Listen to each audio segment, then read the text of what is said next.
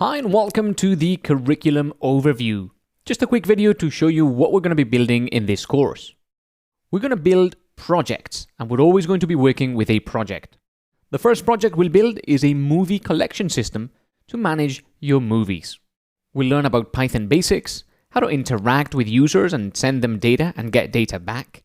We'll also learn about if statements to control the flow of our programs, and also about functions and loops.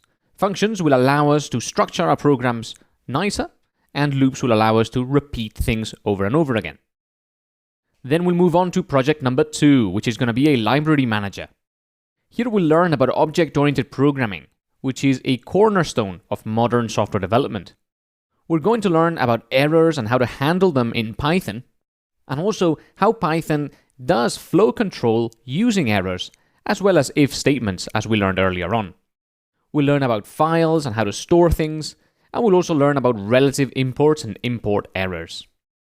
Then we'll do an extension to this project where we'll include database interactions, context managers, and type hinting, which is a new feature in Python 3.6.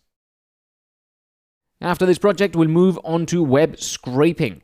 Web scraping is just extracting data from websites so that we can use it in our own programs, and we're going to learn a bunch of these skills in order to do that.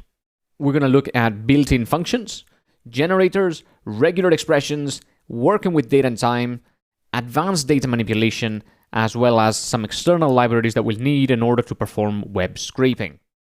Throughout the entire course, as well as building these projects, we'll also be learning a lot of advanced Python knowledge.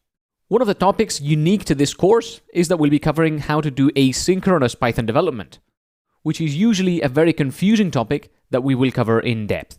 We'll learn about how to use Python in the wild, how to manage your projects with Python, how to do web development using a very popular library called Flask, and we'll also learn about algorithms and data structures and how to implement those with Python.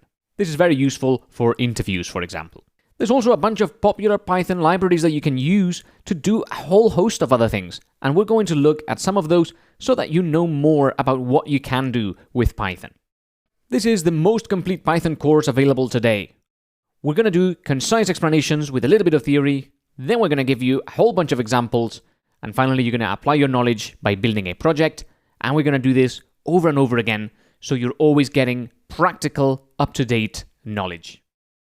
Thanks for joining me in this video. I'll see you on the next one.